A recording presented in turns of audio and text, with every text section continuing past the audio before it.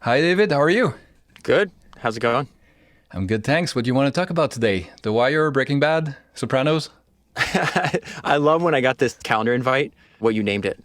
Yeah, I'm gonna do my disclaimer first. It's impossible to talk about Deadwood without a bunch of swear words and swearing, so be warned, this is gonna be one of the podcasts with the explicit thing on it, so if you have kids around. And any podcast I'm on is going to have to be explicit. Yeah, but this one probably more than the others, right? Because it's part of the show and there's a bunch of like kind of anachronistic swearing that you don't hear every day, right? But with that said, welcome to fucking Deadwood, David. There you go. That's what the calendar invite had. Yeah, I couldn't resist. But first, before, because I may have mentioned once or twice before that I kind of like this show, so I have some stuff to say. But first, we've purposefully not talked about it since you've watched it because we're trying to save it for today. So I want to ask you, like, initial impressions. What are your thoughts on the show? Like, how do you like it? Just get us started. Okay, so I think the reason we're talking is because I've been reading your newsletter for a long time, for like years. I feel like it's been years. And I don't watch that many TV shows because I have an obsessive personality. And when I get into a show, it like takes up way too much of my time. And so the last time this happened to me is with Game of Thrones. I discovered the show before I even knew about the books. And so once I started watching the show, because I think I got involved, there was already like 3 or 4 seasons out and people kept saying how amazing it was. It's like, all right, I'm going to try this. And then I started watching the episodes. Then I started rewatching the episodes. Then I started reading all the books. Then I started buying like the encyclopedia of Game of Thrones. And so I had seen you have great recommendations for all kinds of forms of media, TV included, but you were especially passionate about Deadwood. And so I was like, all right, you know what? And you whittled me down like water does rock, Yeah. over time. And I was like, I'm going to give this a shot. Like, I haven't watched a series in a long time. Let me try. And from like the first episode, I messaged you after. It's like, oh, I'm already hooked. And so then you're like, you had the idea. It's like, okay, well, do you want, if you watch all the shows and then there's a Deadwood movie, maybe do you want to do a podcast and we just talk about Deadwood? And so I think I have to preface the statements here. It's like, I'm at a great disadvantage in this podcast because you're like a Deadwood master. You've watched I've watched all 3 episodes and the movie, but you've watched the series multiple times, right? I've seen it, I think, 4 times. I've listened to podcasts about it. I've read David Milch's book about it. I've read Matt Zoluside's new Deadwood Bible book about it. I'm even mentioned on some podcasts about Deadwood because I kept DMing the host of the podcast. So, yeah, but the advantage you have is you've just watched it like in the past few weeks. I haven't watched it recently. So, Yeah. but I'm going to do my best. I'm going to be basically learning from you today. So, in general, how do you like it? What's the kind of the temperature? So I loved it, to answer your question. I thought the writing was some of the best, maybe if not the best writing that I've ever come across on a TV, like a TV series. HBO in general are good for this. I find like, I think all of my favorite, I think they have all my favorite shows. So Game of Thrones, my all-time favorite show, The Wire, Sopranos, and then I would put Deadwood up with The Sopranos and Wires as well. But what I loved about it the most, and it took me time to appreciate, I didn't realize, I think, till like the middle of the second season, is like, oh, Al Swearinger may be my favorite character, like my favorite fictional character in any TV series that I've ever seen. Probably the same for me. And that's the thing, right? Is when you start the show, you have all this baggage about like Westerns or just about TV shows in general. And so it starts and you're like, okay, Bullock's the sheriff, he's the good guy, Al is the villain, he's the bad guy, and like the scene is set. But over time you realize that's the thing I love about Deadwood is how it's very like humanistic, right? It's about the messiness of being human. Everybody is great, there's no heroes, there's some really, really bad guys, but even these people are mostly complex people and they have their own motivations. And I kept thinking about it, and what's different is most shows, they make you love to hate the villains, right? So the villains are really bad and you're like, oh, I hope they get it, right? I can't wait until he gets what's coming to him, or like, that's kind of like the feeling they're going for. In Deadwood, I feel like they flip that around and they make you kind of hate that you love the villains.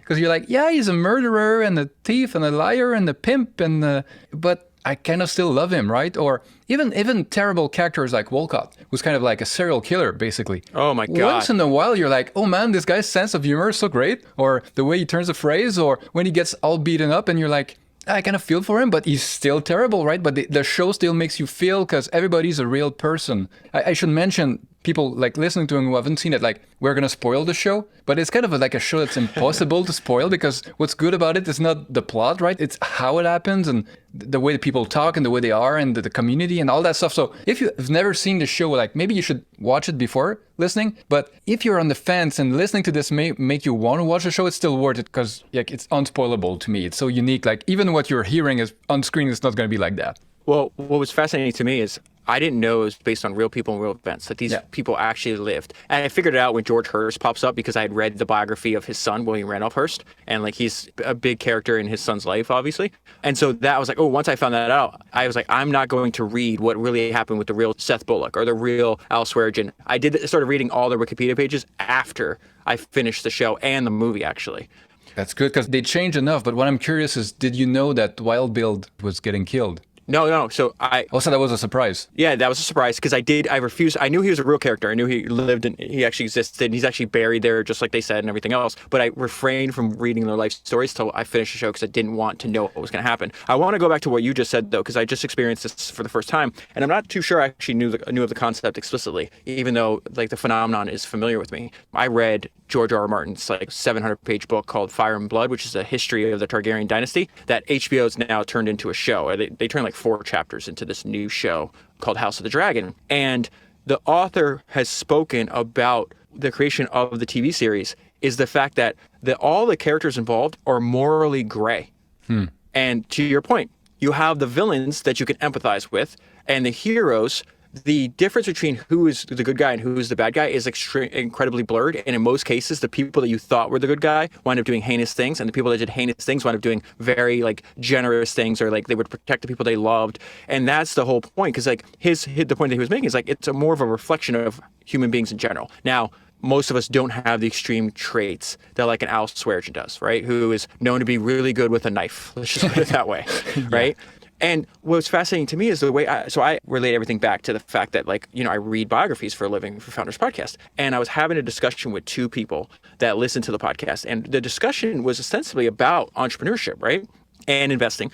And they had both not watched Deadwood before. And I tried to explain what's fascinating to me about the practice and the art of entrepreneurship is that in many cases, you don't have to be a genius to build a great company. But you normally have to understand human nature and how to get humans to cooperate. Because like you fundamentally have an idea, you have a product or a service you want to bring into the world, and you can't do that alone. So you need to be able to recruit people and then manage them and build an effective organization. And I was like, listen, if you watch Deadwood, what you're going to be surprised at is the smartest player on the board, right, is an uneducated orphan, a pimp who owns a brothel and sells, sex, and alcohol, and commits murder.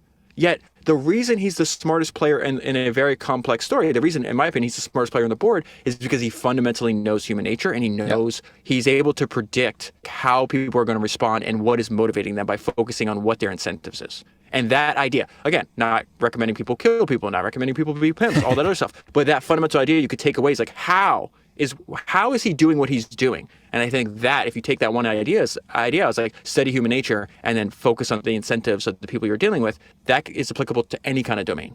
Absolutely. And it's Al's superpower. He even says it in, I don't remember which episode, but at one point he's talking about politicians outside trying to gain power over them. And he's saying like, they're too busy stealing to study human nature, right? Because they've missed something important. And when you talk about entrepreneurship and building something, Deadwood to me is about building human civilization. It's a metaphor for human civilization. And where does it start? And it's very, very crude and rough and brutish. And over time, you kind of build up and you create these lies, basically, that everybody agrees upon, right? That's the title of one of the episodes, A Lie Agreed Upon. And everybody agrees that this guy is the sheriff, this guy is the mayor. Oh, now we are doing this way. And it's all really a lie, right? There's nothing concrete that forces people, but once they kind of agree, it changes how everybody behaves. So in the first season, every problem that Al has is like, okay, let's get my knife, right? Or let's send Dan to kill the guy. But over time, there's less and less killing of that kind, right? There's still violence, but not in the same way, because now they're more civilized. Now they've kind of moved past that point. And what the show to me reminds me of is, as a metaphor for companies, for countries, for whatever is, there's the real kind of origin story, which is often like bloody and terrible and like, it's kind of like bad stuff happening from all angles, right? It's hard to find someone who's all clean and pure in there. And then over time, these origin stories get sanitized and they get changed. And now that people have moved on and are kind of like in a less rough circumstance, well, they kind of revisit the past and like, oh, well, what actually happened is, and then they rewrite history. And I feel like Deadwood is a way to remind us that, you know what, when Al talks about how he and Dan came in the swamp and they were chopping down trees and building the town, like they really had to build a town from absolutely nothing to start this civilization, this community, right? Someone has to be there first.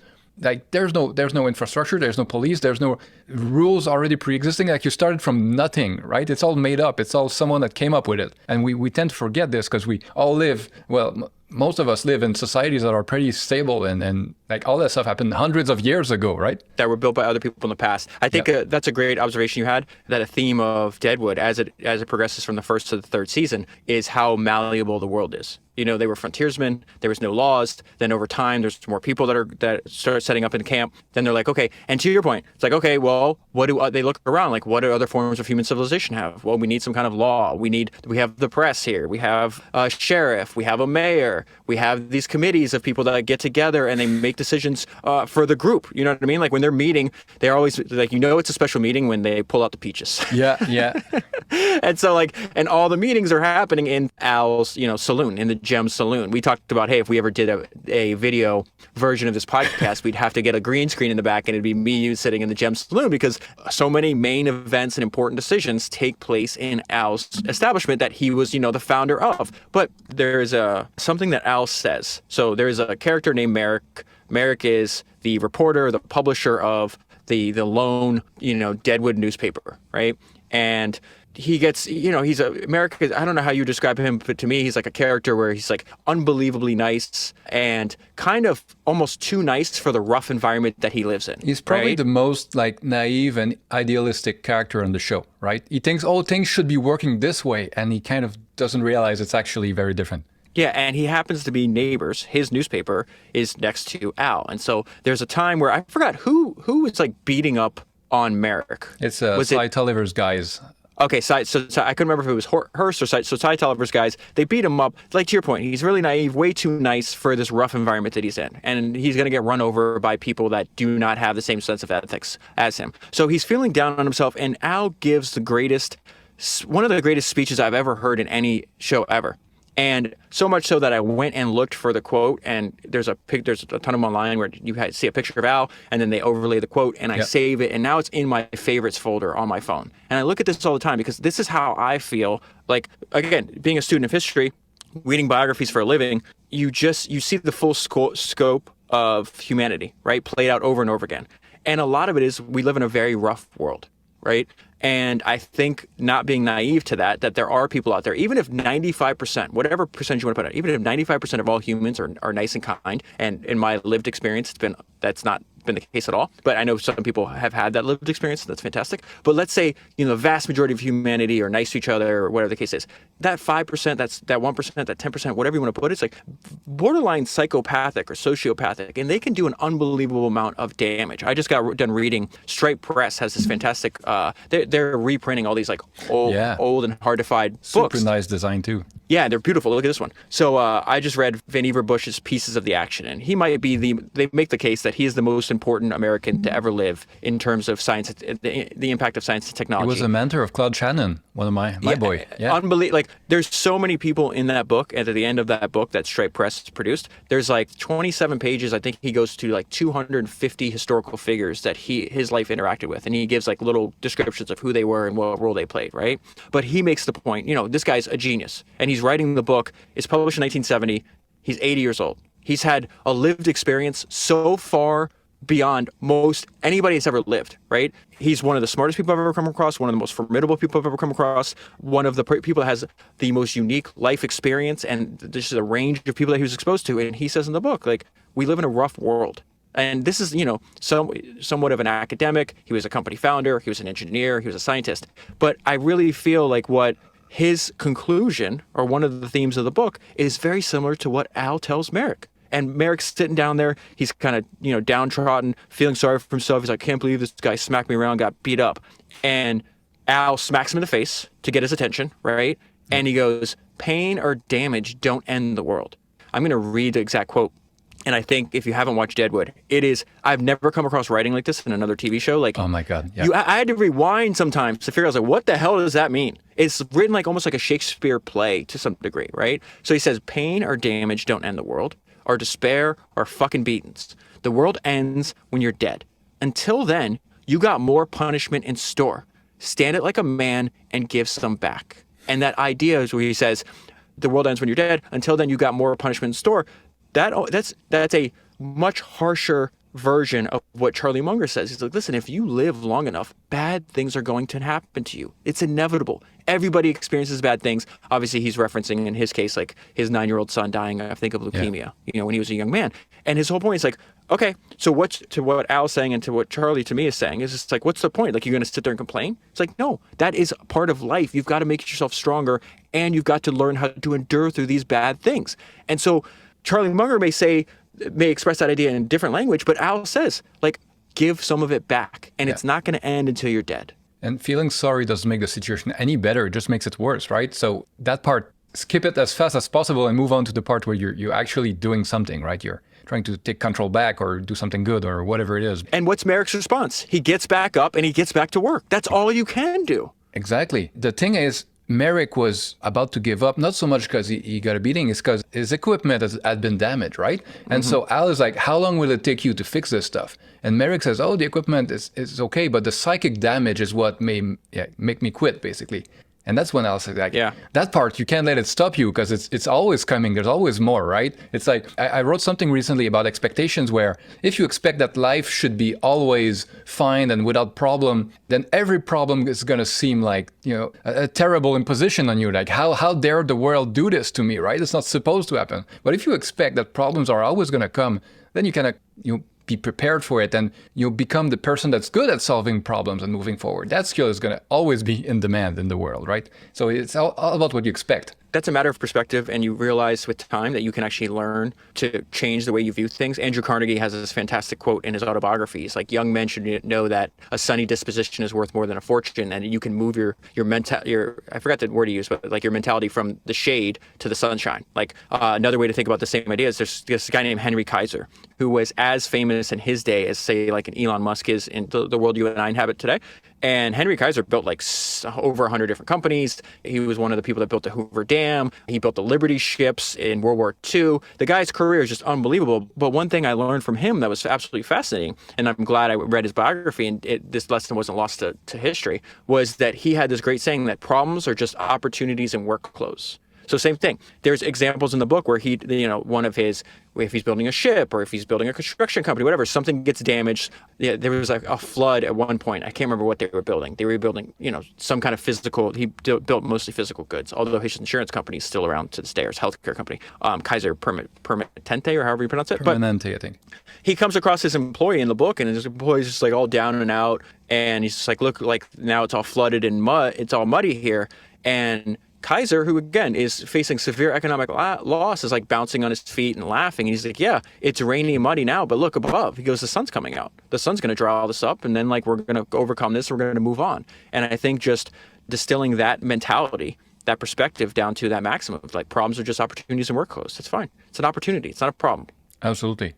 Another thing about this show that I don't know if you've noticed, because there's a bunch of stuff, like the first time I saw it, it's mostly about like trying to follow the plot and who are all these people, right? And then the second time you can look at different layers, and the show has so many layers. Every time I've rewatched it, I've enjoyed it as much or more as the previous time, right? So that's a sign of a good show to me. So one of the things I've noticed is that almost every scene is not about what the characters are saying. The words are about a certain topic, but there's always something else that's going on, right? So for example, Al has a character called Jewel that's kind of like, doing work around his saloon, and she has cerebral palsy. And he's always, in words, he's always on her case, right? He's always insulting her and screaming at her.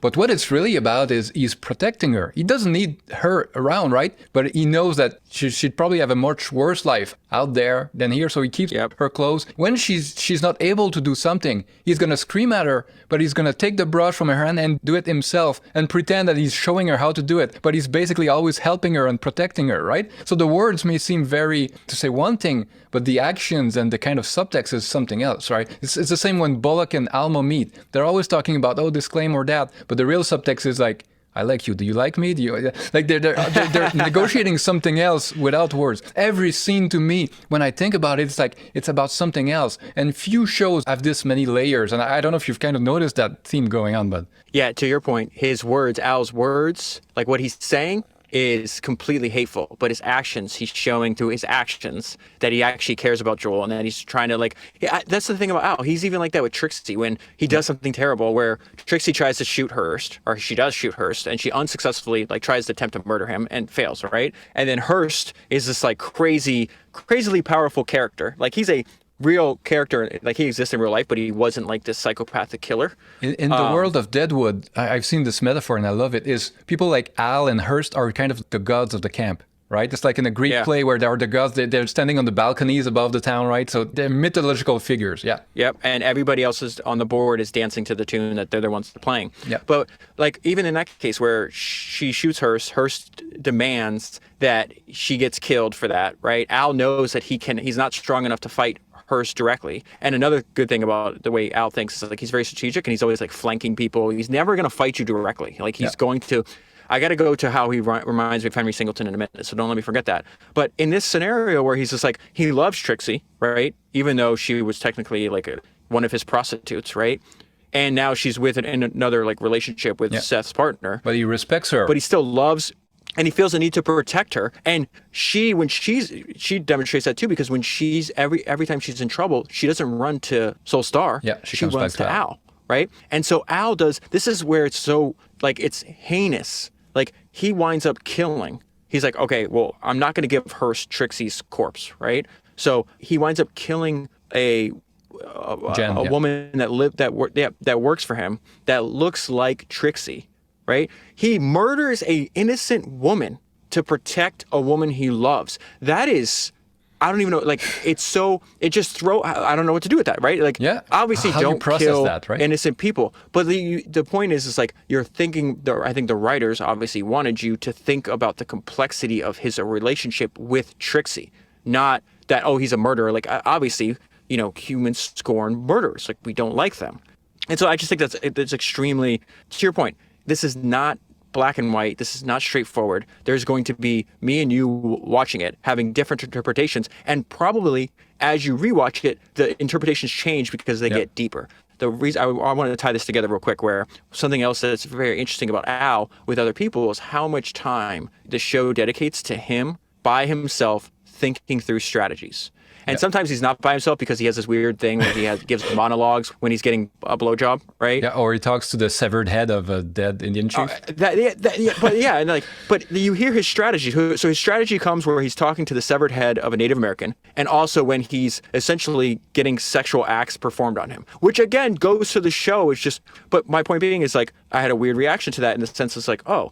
One thing I learned about when I read about Henry Singleton, not only the book The Outsiders, but also in Distant Force, is how much time he just spent alone in his office trying to think things through with what he wanted to do with his company. And in both books, they compare and contrast the way he spent his time as CEO, how most CEOs spend their time. And I think when you see the difference, like we were talking before we started recording, the importance of having time alone with your own thoughts. Right? We were talking about going on walks or exercising, whatever the case was. But then Al applies that to his business, and his business is survival. If you really think about it, he's like, in my case, like I'm not only worried about losing the gem saloon, I could, I'm going to war with other killers. Like there was a bunch of assassination attempts. Like that happened in his saloon.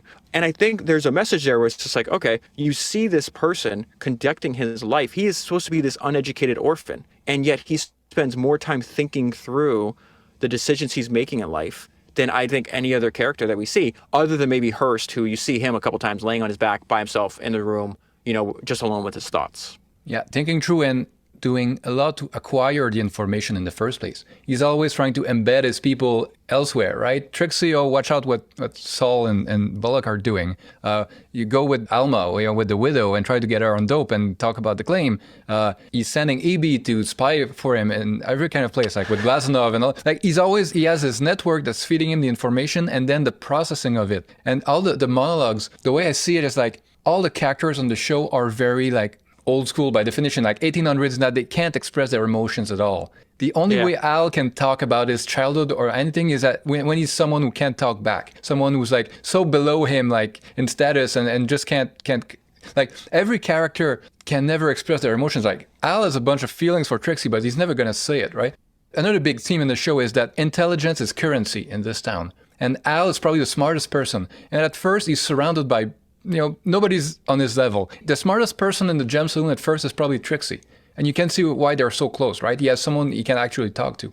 And then as much as That's a good point. Al loves That's a really good Dan, point. Dan is like, they have this bond, right? But when Silas shows up, like Adams, Yeah. Al immediately sees that this guy is smart, right? Yeah, I could do stuff with this guy that I can't do with Dan and my other henchmen, right? Johnny's never going to Yep. be the smartest guy. So smart people in this town are so few and far between. They recognize each other. Same thing like with Miss Issy Ringhausen. I can't know how to but pronounce her name either. Sarah Yeah. Paulson plays a wonderful role where she's kind of like a Pinkerton undercover. Like she works for like a kind of detective, like a private military agency. And so she Yep. pretends to be like a little school teacher kind of type. But she's actually kind of a stone cold killer, right? And as soon as she talks with Al realizes how smart she is. And they're on the same level immediately, and they respect each other, right? Every time there's someone smart comes around, the other smart people kind of like try to see like, can I bring them to my side? Can I like? It's such a rare currency in this world, and it's interesting. I see few shows that do it like that. And I love the juxtaposition between the people that are playing the game of life and people who are just existing. Most of the characters in the show are just existing. They're blinder, like their focus is exactly what's in front of their face. Like what is good for me? Like E.B. Farnham, they do a great job. Like his words and the greasy sleaziness match up with what he looks like. For the first, like he eventually gets a new jacket like halfway into the series. But I kept telling my wife, I'm like, what? This guy owns a hotel. He makes a little bit of money. Like buy a different jacket. Like, but they made him look like his physical character is a great indication of like the stuff, the sleaziness and the weaselness that comes out of his mouth. And to your point, Al sees him as like a useful idiot, right? Yep. Like, and to some degree, I think E.B. thought of Al like a friend. But even the characters that are supposed to be like morally upright, even though like Seth, obviously Bullock is supposed to play that role, but then you see him having an affair, you see him, losing his temper. Yeah, anger management issues. Yeah, like, you see him asking at one point, like, what kind of man am I becoming? Where I really feel like you just hit on, there's just a few of them that are actually seeing the board as the whole, right? And obviously George Hurst is doing that. Obviously Al is doing that. Then you have these minor characters who me and you both cannot pronounce her name. Then you just mentioned her. And then to a lesser degree, like Adams was smart where he switched sides because he's like, oh, my boss is going to lose. And so like, I'm on the wrong team. And if I stay on this team, that team's going to run me over. I should go see if I can provide services to Al. And to your point, Al realized this right away. So you just hit a couple of my favorite characters. So obviously my favorite character is Al. And then there's just some, like, I don't know why I like Adams. I just do. I have no idea. Like, I really like him. I like Doc. I like Doc Cochran. Oh, yeah. Because Doc Cochran doesn't take any shit. Yeah, well, he's seen too much in the Civil War, I think, to give a shit anymore. And he also kind of, like, I think he uses his position as the only doc in town. Like, he's like, okay, Al, you're not going to kill me because you're going to be in big trouble without a doc, without a doctor. Because he's the one that has to take care of the sexually transmitted diseases of Al's employees. So, and he also has, he knows something that I noticed when I'm reading these books, where when you come across these extremely intelligent, formidable people, usually they're also aggressive. But the worst thing you could do is not fight back. Like they will respect you more if you stand up to them than if you just let them roll over you. And Doc, he doesn't let Cy Tolliver. He quite remember he's like, oh, that's it. I'm giving up because of what they were doing with the Chinese prostitutes that they were importing in. He's like, I'm not doing this. So he stood up to Cy Tolliver. Like he stands up to Al. He stands up to all of the bullies. And in some degree, you have to describe, I think, a Cy, a George Hurst, and an Al as a bully. Right? They are definitely utilizing other humans to their ends and their ends only. And that kind of stops where they, besides Trixie and some other relationships, and Cy with Joni Stubbs, where there may be one or two people they actually care and love about, but the rest of them are just disposable. I think the character that has the least redeemable qualities is probably Cy Tolliver, right? Because all the others are kind of bad guys, but you can find good sides to them, and Cy is just purely psychopath, right? Sociopath. I would say him and Wolcott. Because, like... Well, Wolcott is probably a sociopath, but he has kind of lovable qualities, right? He has a good sense of humor. Like, as a viewer, you kind of can enjoy him on screen. Cy is more like, you kind of love to hate him, right? He doesn't have that many lovable qualities. No, that's a good point. Where before you see that there's hints that he was like that he would kill prostitutes. Before that, you see like a cultured, educated person. He's usually dressed better and more groomed. You know, they're living in a frontier town. It's like, why does this guy look so good? He's obviously incredibly smart. If he could be George Hearst, who's one of the richest people in America at the time, his second in command. But then you see, you know, that he's got some kind of weird, uncontrollable, and then he has weird, you know, and I've read a few books on serial killers, and they have, you know, some kind of like sexual, like not deviancy, like he, you know, compulsion. Compulsion and like these just weird, uncontrollable relations with the opposite sex, and that comes out in his character. You mentioned another character that I like. I love Wu. Oh yeah, he's kind of like the Al from the other side of town, right?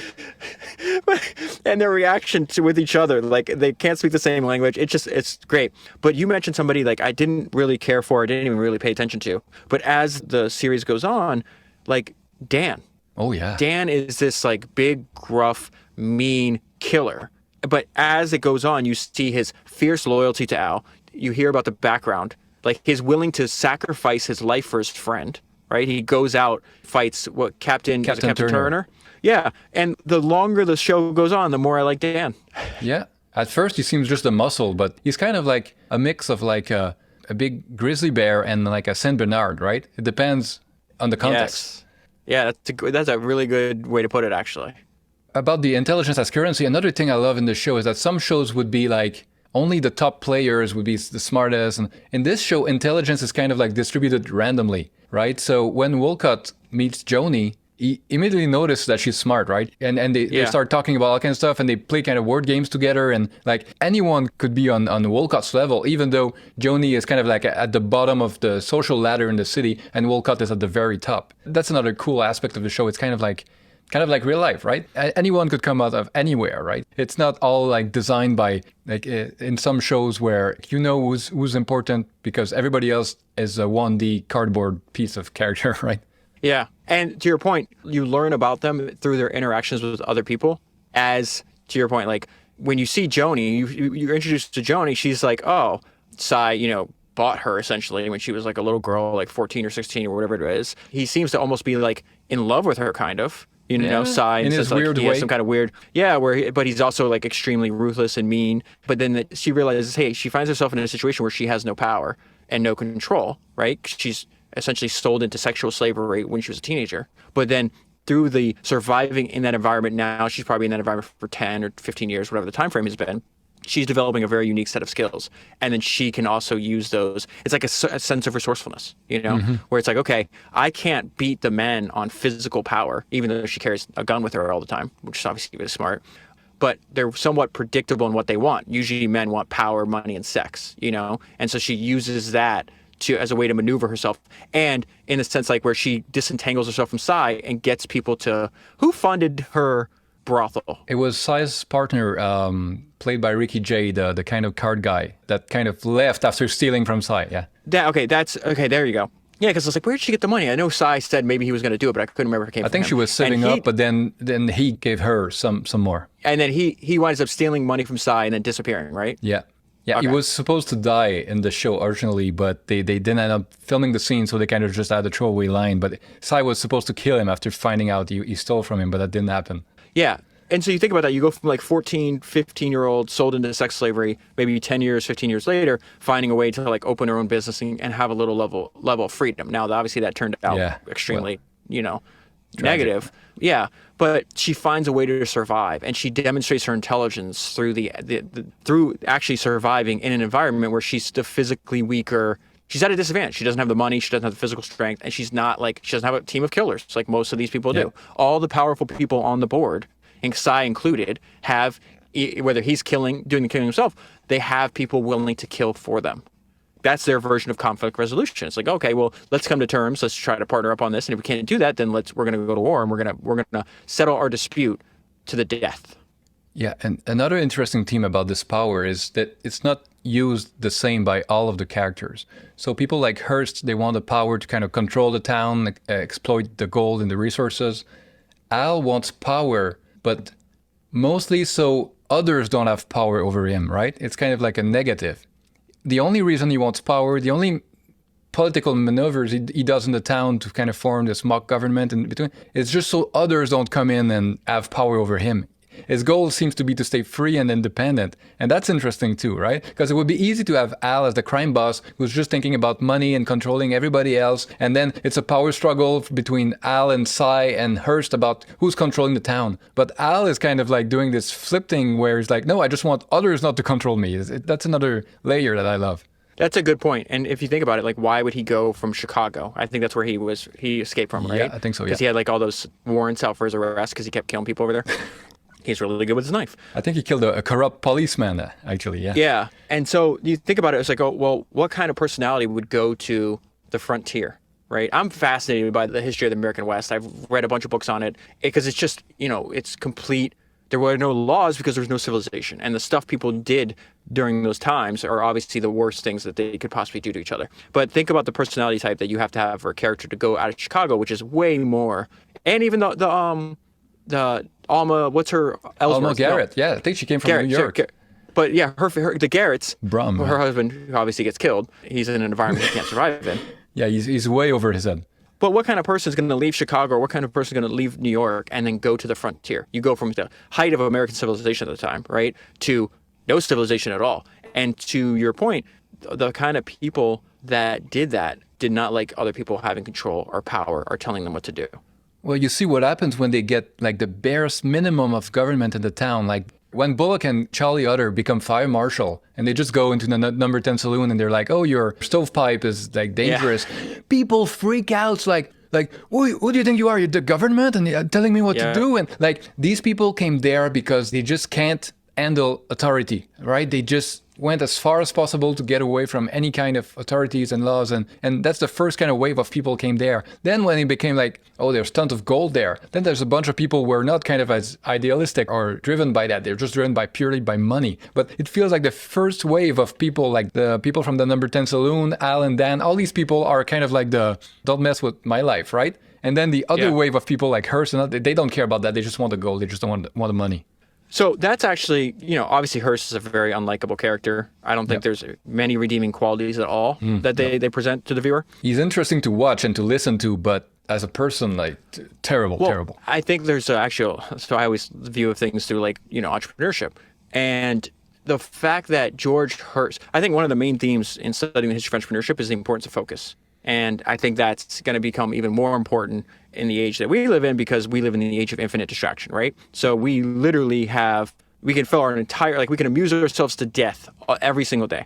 And I think some of the best, especially for founders and entrepreneurs and investors too, it's like the ability to actually focus, put blinders on like a horse does, right? And only focus on what you're actually, what business that you're building, what is the service that you're providing for other humans. And these are the weird thoughts I have when I'm watching the show because George Hearst comes right around. He's like, I only care about the color, right? And so that's his word for, I want gold. I'm only focused on gold. Every other decision I'm making has to do with whether it's breaking a strike through killing people or whatever the case is, me getting more gold. Now, obviously, that is meant, I think, for the viewer to be like, this guy's greedy and, he's already richer than he needs to be and he treats all the workers poorly. Obviously, that's the negative aspect of it. But his idea where he's just like, gold confers power.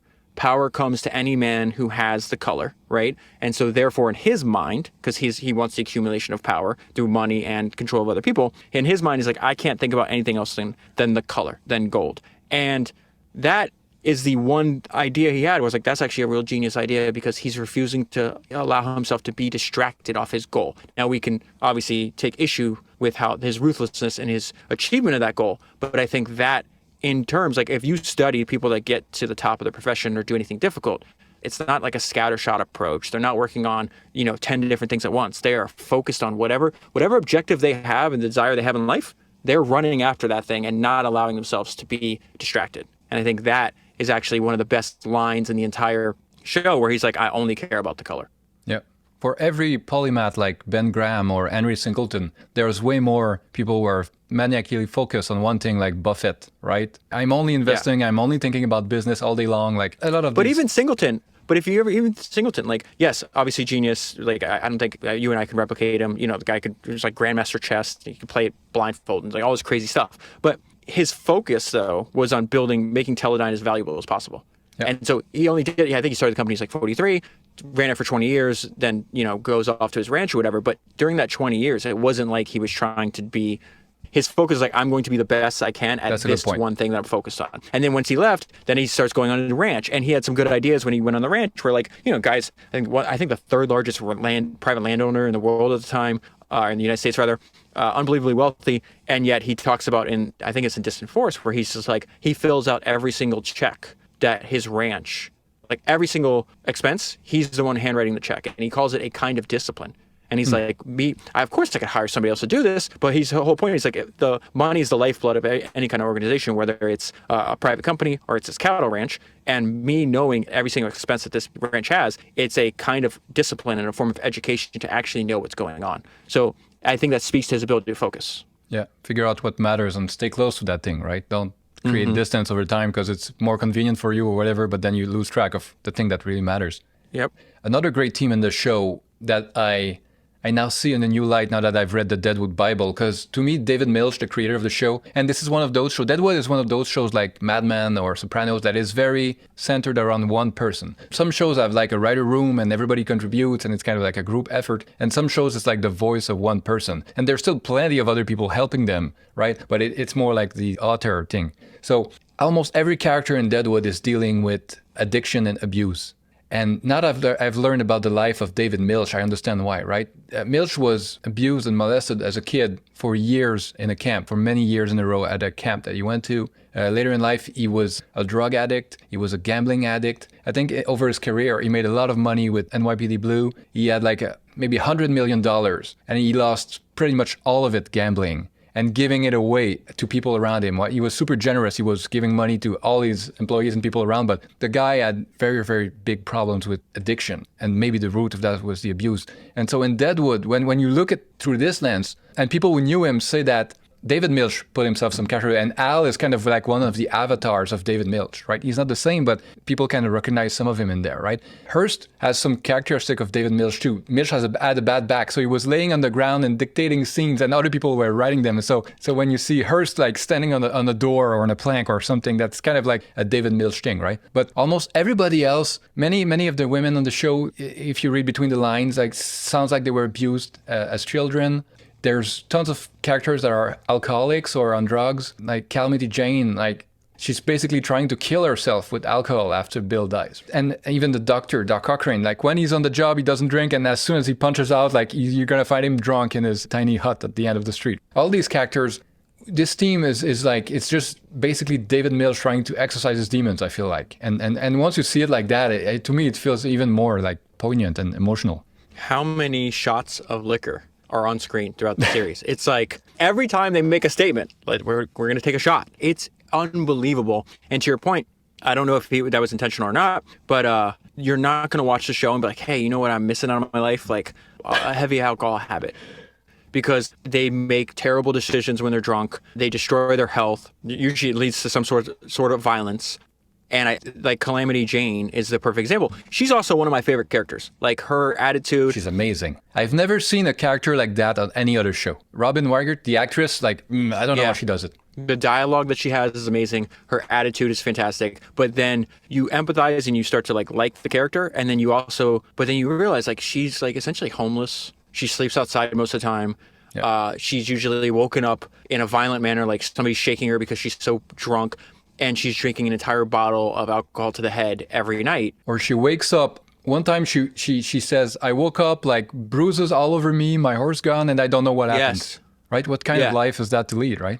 Blacking out. To your point, though, that's what I love. Like I discovered this guy named David Ogilvy when I was reading Warren Buffett shareholder letters, because Warren Buffett was investing into Ogilvy and Mather, which is the advertising agency that David founded. And Warren's like, yeah, David Ogilvy's a genius. I'm like, oh, that's interesting. I should read about him. So I start reading. David wrote a bunch of books. And I start reading all his books. I'm like, oh, I love this guy. Now I've read like 5 or 6 of them and I've done a bunch of podcasts on him. But he says something that's really interesting. He says, down with committees. Search all the parks in your city. You'll never find a statue that's dedicated to a committee. And I think the best products, the best companies, the best experiences are usually come from like the mind and the energy of one person. and then they refuse to compromise. They have to recruit other people to bring their vision to life, like David did, right? Yeah. But what you picked up on is I was listening to Ian McShane. McShane, I think. McShane. And, that guy's an extremely accomplished actor. Absolutely lives a really interesting life. And he said that David, the showrunner, was in complete control of the narrative. And he also said that he was the best showrunner that Ian had ever worked for. And he would say, it's not just the words on the page, but he would watch the words that he wrote, and then he'd see the scenes, and then he'd watch, and then he would have the combination of two, and he'd go back and he's like, I noticed something else, and he would change it on the fly. Yeah. And he talked about that David had complete control over the entire environment. So it speaks to your point. It's just like, this is not a committee. It is the obsessive mind of a gifted writer that wanted to bring Deadwood to life and refused to compromise on his vision. I have so much to say about this. One of the things that made Deadwood so different is that they had this set, basically this 360-degree set of the town built up on Melody Ranch in California somewhere. And basically, any other show, you have a set for like this angle or this room, or okay, you want another angle? Well, we got to change it. We got to pick up a crew, and everything has to be planned in advance. But when the set is already built from all angles, you can improvise, you can change things. And after a while, the actors figured out that David was always changing the script at the last minute. So they all started hanging around the ranch, even when they weren't shooting. And so David would be like, oh, you're around, let's do a scene. And then they would do something just based on what they had, right? The actors found it very, very challenging because they have these very difficult words to say, right? And they got the pages like the morning of the day off because David last night found a new way to make the scene even better. So he was always changing it to the last minute. So that probably was very difficult in the moment. But the result, it's super organic. And then David would write something for EB, right? For the season 1. And then he'd watch the actor for a while, and he realized that the actor that played EB was super nervous. He was an anxious guy, right? He had sweaty palms in real life. So he wrote that in. Not only that, he said, oh, he's a nervous guy, he's anxious. He gave him the longest speech. And so he was even more nervous. So it brought out the actor's real traits, but inside of the character. So the character seems so realistic because he was custom made for the actor. There was this feedback loop, right? All the other actors came to David and were like, the guy who does EB, like, he fucks up all the time, right? It takes him 25 takes to do this long speech, right? Do we need him, right? Is he the right guy? And David was like, he can take as long as he wants because when he gets it, it's amazing. And that's all he cared about, right? The final product, the final results, like, if it works, it works. Like, however you have to do it. Jim Beaver, the actor who plays Ellsworth, one of the rare characters that everybody loves in the show, and like I can't say anything bad about him. His wife died, I think, during the filming of the show or not long before. And David wrote a scene for Ellsworth where he's talking to Alma and he's talking about, I used to have a wife and a daughter and they died and this and that.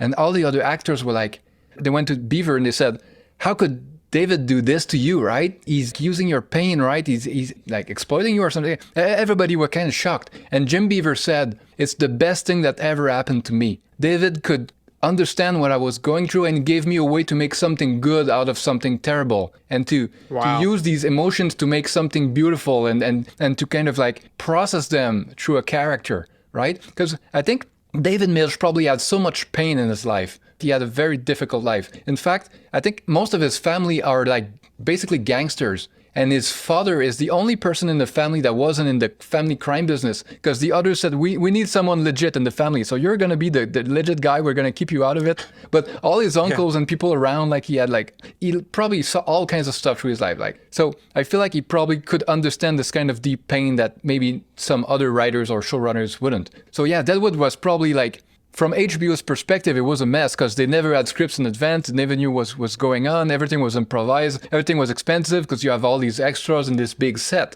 But that's why it's unique. If they had the same process as every other show, it would probably look and feel like every other show a bit more, right?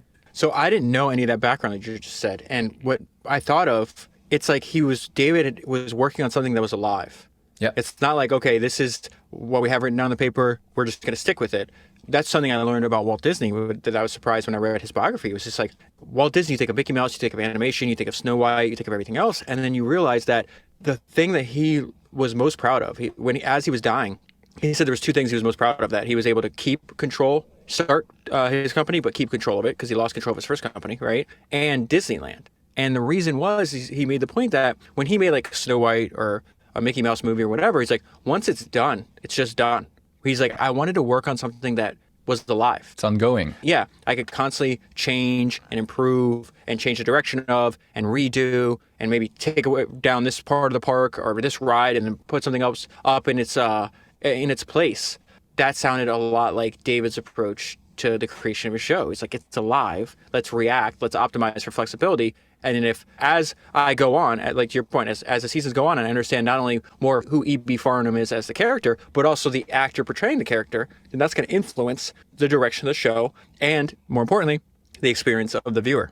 Yeah, and the way the show is very theatrical makes sense when you know it's kind of improvised, right? Because Deadwood is a Western, but like it's a Western where you never see like wide open nature and nature is not romanticized and the town is like the stage and almost all of the story happens on this stage. And so the theatrical language and like kind of the way people act makes sense if you look at the town as a stage, right? That's the theater. That's where everything happens almost. It's very different from almost any Western I've seen. And even more so, at first, it wasn't even supposed to be a Western. When David Milch went to HBO to pitch the show, it was set in ancient Rome.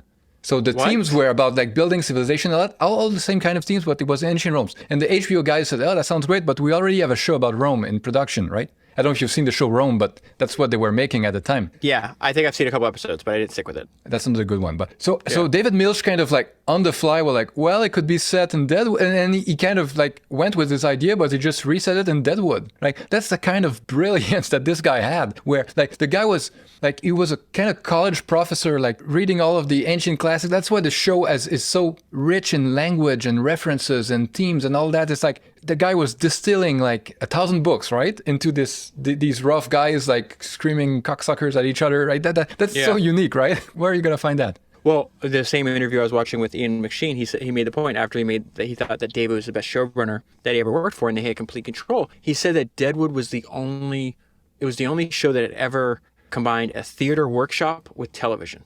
To your point, where it's like, yeah, we have a stage, we have the wording, but he used the word improvisation. And he made the point, it's like, not that we could improvise, but that David would. Yeah, oh, for sure. Some of what I've read in the Deadwood book basically says that some of the actors, like Powers Booth, who plays Cy Tolliver, he's kind of old school and he was kind of like a star in his day. He had his way of working and he wasn't going to change for David Milch. So while the other actors were kind of sticking around just in case David needed him, he was back in LA or something. And so he probably wasn't much fewer like of those improvised scenes than some of the others, just because he didn't have the flexibility to adapt to David's point of view, which is totally up to him, right? Not everybody needs to want to change how they're doing everything, but it was so unique in that way that some actors just couldn't keep up with that kind of work. Cy was in one of my favorite movies ever. Did you ever watch the movie Tombstone? I have, but so many years ago, it's almost as if I haven't watched it. I've probably seen that movie like 10 times when I was growing up because Val Kilmer, his representation of Doc Holliday is one of my favorite all-time characters ever. But Cy was, I think it was Wild Bill in that. So when I saw him in Deadwood, I'm like, oh, it's Wild Bill. Oh, the actor who plays Wild Bill, Keith Carradine, I think he does an incredible job of being like one of those gods of the camp, right? His voice, his presence, the way he moves, like his beautiful hair. Oh yeah, beautiful mullet.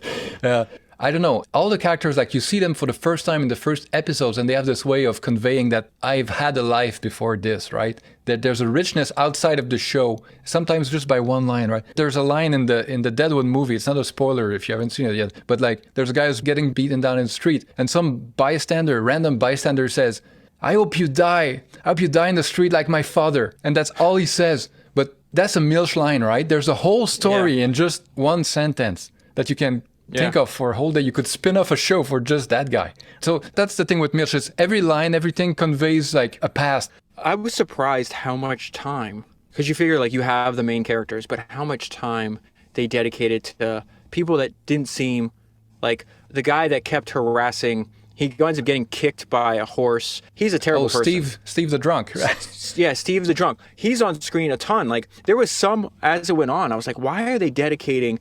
I want to go into if you have any information about like why the show was so abruptly canceled. Because I'm thinking like I didn't know HBO has had this before, where they just maybe do like 4 episodes or four seasons or something. So when I saw that Deadwood was only 3 seasons, that's one reason I agreed to give it a shot.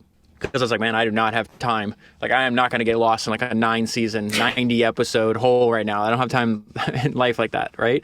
And so when I saw it was three seasons, I was like, all right, cool. But as we were progressing through the back half of season 3, I'm like, how are they going to wrap this up? And then I see the last episode. I'm like, oh, they don't wrap it up. No. So what? Like, they spent so much time. I'm thinking they knew that it was going to end in season 3. So I'm like, why are they dedicating so much time to these theater people? Like, I was interested to see where that like plot line was going. So do you have any idea like what? Does it talk about in the books? Does David ever talk about? The story just came out. The real story just came out in the Deadwood Bible. Matt Seitz found the way. Like, he interviewed the HBO people. He interviewed people around David. And it's super tragic. It's super frustrating. Basically, nobody wanted it to end, but it ended because misunderstandings and egos and stuff like that, right? So there was supposed to be a 4th season. David Milch wrote a book during season 3. It's called Tales from the Black Hills. And in the book, it implies that the show is going to continue for a 4th season. And then there's a page at the end that says like, the show had been canceled. Like, they just added it at the end. I think the guy from HBO went to David Milch and he kind of wanted to get a kind of negotiation going. Like, hey, maybe for the next season, you could have like 6 episodes or maybe 8 episodes because it's an expensive show, right? With all the extras and everything. And it had decent ratings, but it wasn't like putting the world on fire, right? And I think David Milch saw that as a kind of like, I don't know, maybe an insult. I don't know how he took it, but he took it very hard. And he was like, well, how about 0, right? Wow. And so the guy from HBO, I think it's Chris Albrecht, but the guy from HBO was like, David, don't go crazy. Like, think about it. Let's talk about it on Monday. Like, take the weekend to think about it. Like, relax, man. So David was like, oh, shit, they're going to cancel us. They're going to like...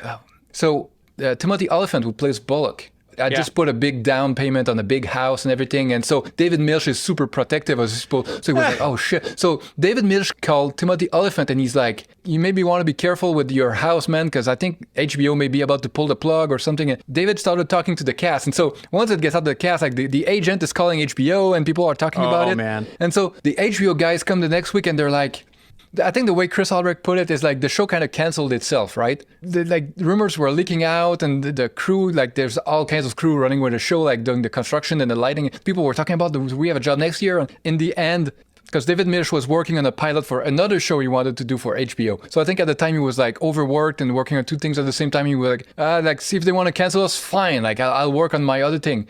But looking back, I think what both sides were saying is like, well, if we could have just sat together and talked about it, maybe we could have gotten 8 episodes, right? Maybe we could have gotten 10. Maybe there was something to get other than 0. But because people reacted kind of like under emotion, right? In the moment, they got nothing at all. And that's the most frustrating part of this. Like, I so wish I could see what the 4th season would be like. Well, not only that, like, think about it. So it ends in 2006? Yes. It goes on. So I think so. That's pre-streaming. Like it has undoubtedly been viewed more times after it was canceled than it was being watched, during, right? Oh yeah. And even so during, it wasn't that bad. I thought it was canceled because it was like not getting any traction, kind of like Firefly. But for the first year, they were playing it right after The Sopranos on Sunday night. So it was getting like, I don't know, like 6, 7, 8, 10 million. I don't remember the number, but millions and millions of viewers. But it's a difficult show. So if streaming existed, you didn't have to wait for the DVDs and people could start from the first episodes. It would definitely have been more popular. I think it's an example of something I noticed when reading these biographies that I think entrepreneurs and investors know, or maybe like can learn from the past life experiences of other people. It's like you have to hold on for a chance to get lucky. And that usually technology, like the constant invention of new technologies, will unlock an opportunity that you can't possibly see today. So in 2006, you have no idea that by 2022, there's going to be billions of people paying for streaming services all over the world. And that makes the content that you're making now, right, or that they were making then, so much more valuable. The economic and the financial value to HBO has grown with time, right? Because now they're not only Deadwood obviously plays a role in this, but the amount of high quality content they have increases with time as well. And that they wind up picking up new subscribers in the future. And then that somebody might sign up for HBO today to watch Fire and Blood.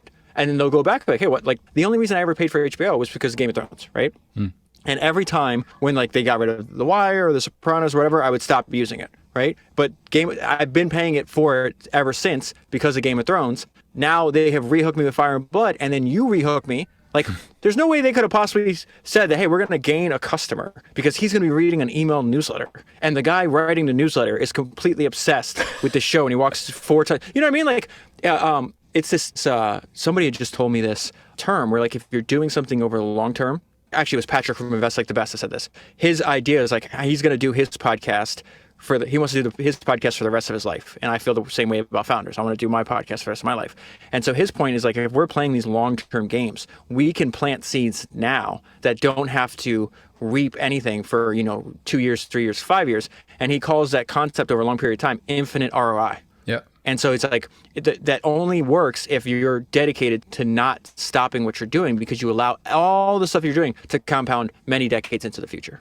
Yeah, building a body of work is increasing the surface area of luck, basically. Like luck can hit you in more places because you have this huge kind of archive behind you of stuff that could become, timely again, or someone finds the right thing at the right place and they make a connection to you or whatever, right? I watched Deadwood for the first time, 15 years after it was created, and I didn't notice.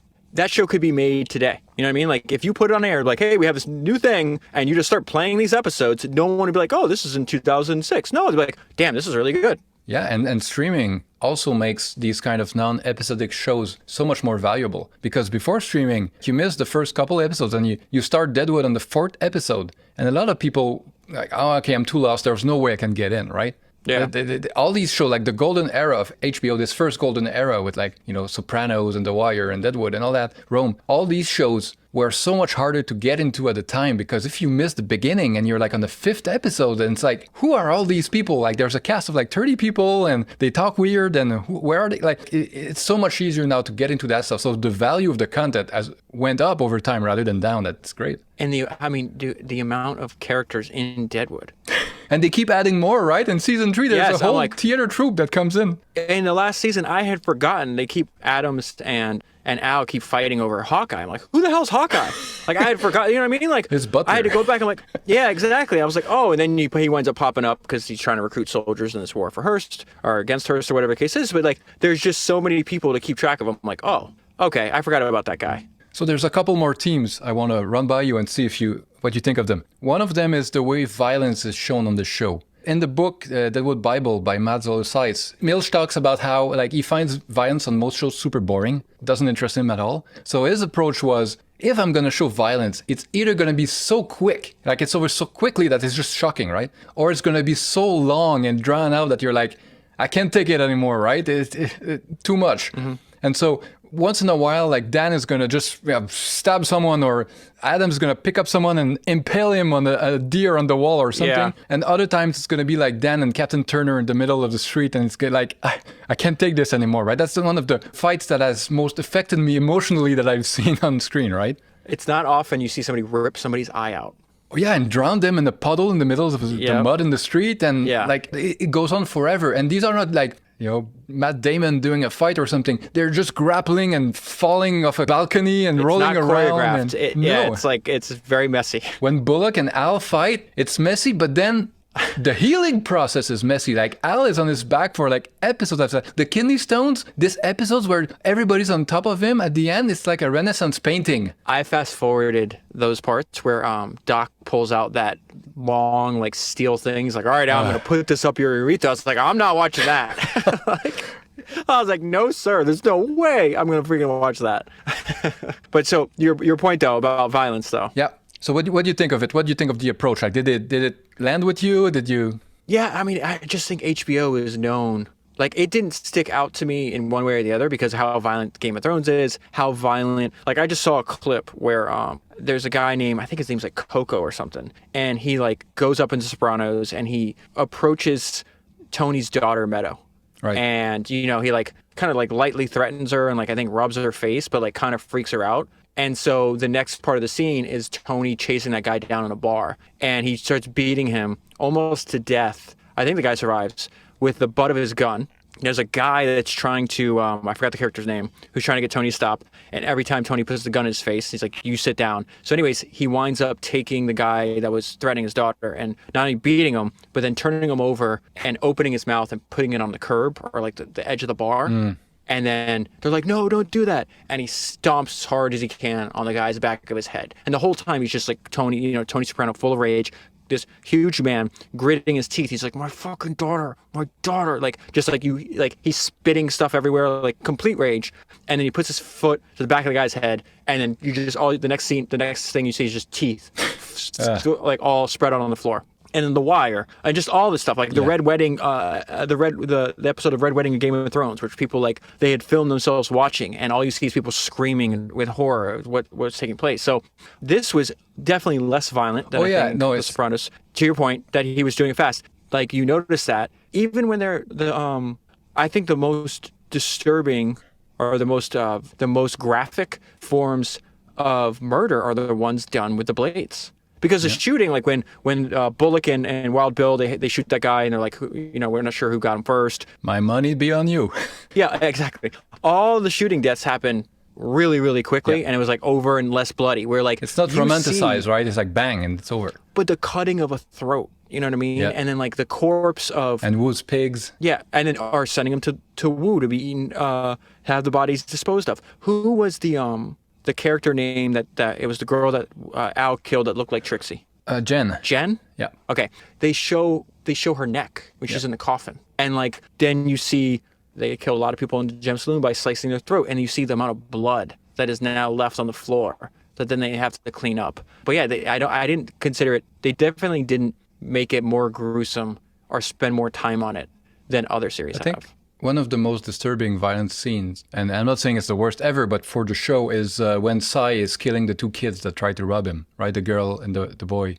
And he hit him in the head, and their skull is fractured. Until you see it from her point of view, she's seeing things kind of like all wobbly, and he's like, oh, is your skull fractured? Are you like? And Sai is just taunting her and so sociopathic, right? And that was disturbing. I forgot about that. That actress winds up becoming really famous after that. What was the I forgot her name. Yeah, she's super famous now. Kristen Bell. Kristen Bell. I think it was one of her first kind of roles as she was starting. What was it? Veronica Mars. Yeah. Yep.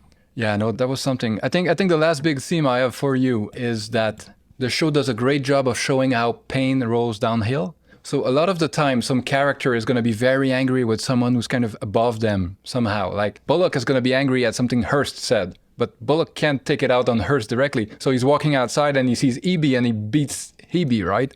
And E.B. is angry at something and he's going to take it out on Richardson, right? And all these characters kind of like, if they can't get at the person they're really angry at, right? So like Steve the Drunk, he's angry at Bullock, but he's going to take it out on Fields and try to tar him. And this kind of like way that everybody is, sometimes you're just a bystander, right? But you could be in the crosshair just because something totally out of your control. That rings true too.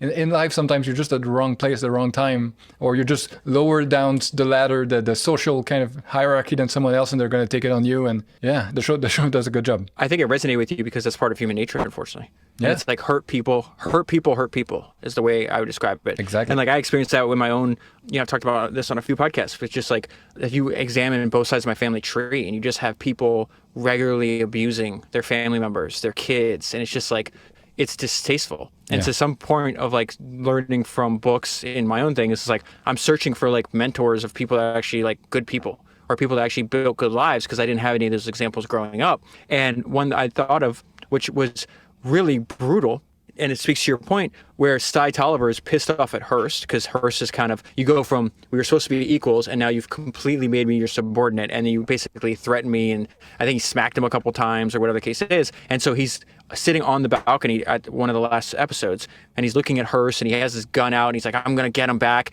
And he doesn't, right? He's afraid to do it. So then he turns around and without being provoked, stabs his employee, the opium addict. Yep. I forgot his name. Leon, I think. Yeah, and then he just sits there and like watches him die. Like he just bleeds to death. And that's a perfect example where it's like he wasn't mad at Leon. He was mad at whatever, like the emasculation or the subordination that Hearst had done to him, that he thought he was powerful. And then Hearst showed him what real power was, and he didn't like it. And instead of processing that like an adult or like a mature person or dealing with that, they go around hurt people. He turned around and he stabbed this guy and killed him and took his life for nothing. Yeah. It's same with Wolcott, right? When he goes and kills the prostitutes. Right before that, he was talking with Cy, and Cy was trying to blackmail him. And then that angered Wolcott, and he was like, that's when Cy says, well, I'm past surprise. So yeah. And then Wolcott has this great speech about like, oh, past this, past that, but past surprise? Could it be possible? Like, let's make sure you're not past surprise. And then he goes kill people just to kind of get back at Sai in some way, because he knows that Sai likes Joni, and this is Joni's place, right? And so another example of this, redirection of anger that's so toxic in the world, right? Because it's, as you say, it's so true, it's so part of human nature, and the world would be such a better place if people could process when they're angry or hurt, rather than just take it out to someone else. Violence is the fatal flaw of humanity, is the way I think about it, because I read Will and Ariel Durant. I've read a lot of their writing, and they were some of the greatest historians. They literally try to catalog human nature and the history. They dedicated their 5-decade career just trying to examine, like, what are humans, what do we do, like, what are the stories that show up. And they said, like, war is just, violence is a part of nature, right? It's like you see it, if there's humans, there's going to be violence. And they said that in all ages, men are dishonest and governments are corrupt. And as you read their work and you see those three, unfortunately, like, very dark sides of humanity, the corruption, the subjugation of, people, like, using corruption as a tool to subjugate other people, dishonesty, and violence. And I remember thinking, like, it's even hard to conceive, and I'm definitely not a naive person. I think somebody who's read as much history as I have, like, it'd be impossible for you to be naive if you're not really paying attention to what you're reading then. But I remember having these thoughts, like, imagine a world in which humans didn't physically harm each other. And psychologically too, yeah. Yeah, but okay, I'd much rather have psychological harm than literally you're in the wrong place at the wrong time. You get, like, Sai stabs Leon, or Bullock beats E.B. Farnham to the edge of death. He took him multiple episodes. Yep. And not only did, like, he was definitely psychologically harmed from that beating, but, like, you saw E.B.'s face and, like, hiding in the dark and all the other stuff. But, like, just imagine a world in which humans didn't engage in violence. You can't, because what Will and Ariel Durant make in their book is, like, there is no part of human history when humans weren't killing each other. Like, that doesn't exist. Every single day that we've ever existed, we have killed each other. And it's, to me, that's why I always say on the podcast, like, you can't read a life story of somebody and not realize that humans are all, me and you included, fatally flawed. Now, hopefully, me and you never kill anybody, right? Like that, I hope so. Yeah, you know what I mean? Like, God forbid, even the only thing I could ever think about doing this is, like, obviously in defense of our children. Like, we're both fathers, right? And that's why I like Cormac McCarthy's book, The Road. And I encourage every dad to read that book specifically. And obviously, mothers have that maternal protective instinct as well. But there's a line in that book that I quote to my daughter all the time. The two main characters in that book, it's a book about post-apocalyptic society, but it's like, no, it's a relationship between a father and a son. That is the story. And he says towards the end, he's like, I was sent here by God to protect you. I will kill anybody that lays their hand on you. And I have a picture of that page underlined, and I save it on my phone too. But I tell my daughter that. I was like, I am sent here by God to protect you. And, like, my job is to, like, if need be, give my life for you. But just the idea, like, I mean, I don't want to sound like, crazy, but I fantasize about a world in which there's not violence. Well, my glass half full optimist kind of guy take on this would be, it's kind of like the expectations we were talking about at first, right? Some people are like, oh, but the world should be like that, but it's terrible because it isn't. I try to look at it as it used to be so much worse. Everybody was living, right, under basically warlords, right? Almost no one had agency over their lives. Everybody was super impoverished and, like, dying from random infections, and, like, war could break out at any time between tribes and regions. And so it used to be like 100% violence and this and that. And now it's like, I don't know, like 20% or so. Like, it's kind of like the Steven Pinker approach of, like, well, if you actually look at the numbers, it's never been more peaceful. And so it's still terrible, but at least I try to take comfort in the fact that we kind of like to seem to be moving in the right direction, even if it doesn't always seem like this in 2022. It's funny that you say this, because I just finished reading Vannevar Bush's autobiography, Pieces of the Action, which I referenced at the beginning of the podcast. And on the very last page, the book is on my desk. And hearing you talk, I was like, oh, I just read this like 2 or 3 days ago. And on the very last page, he wraps up the book and he goes, listen, when I get down, this is 80-year-old genius. These are the words of an 80-year-old genius. And I think there's some wisdom in them. He goes, when I get downcast, I read history. We may yet be crude, but we have come so far. That's exactly the same idea that you just expressed there. That's wise. That's so wise. Like, it's the same thing with, like, when people talk about how, like, oh, but inequality and these people are so rich and they're so poor. It's true. Like, this could be much better. But before, everybody was poor. And that wasn't good either, right? It's not like we came from a world where everybody was rich and now these bad people made some people poor and some people rich. It's like, no, everybody was poor, right? So we should still always strive to improve. It's like there's no destination where we're going to be like, okay, this is enough or we can't do better. I think we can do much, much, much better than what we're doing now when it comes to things like, violence and opportunity and all that. But yeah, if I could press a button and be reincarnated as someone like 100 years ago, 500 years ago, 1,000 years ago, 5,000. Like, I don't think I could pick a date where I would press the button. I'd rather be alive today. 100%. We are unbelievable. Like, if it was random, right? Some people look at the King of France and, if I could, no, if you could be a random person then. And even the King of France didn't have antibiotics and the microwave and DVDs and so. The internet. Yeah. Like how me and you are talking right now. No, 100%. Like, this is the best time in history to be alive is right now. Like, that's undeniable. I would not go back and be the King of France 1,000 years ago. That guy shitting in a bucket. Like, no, thank you.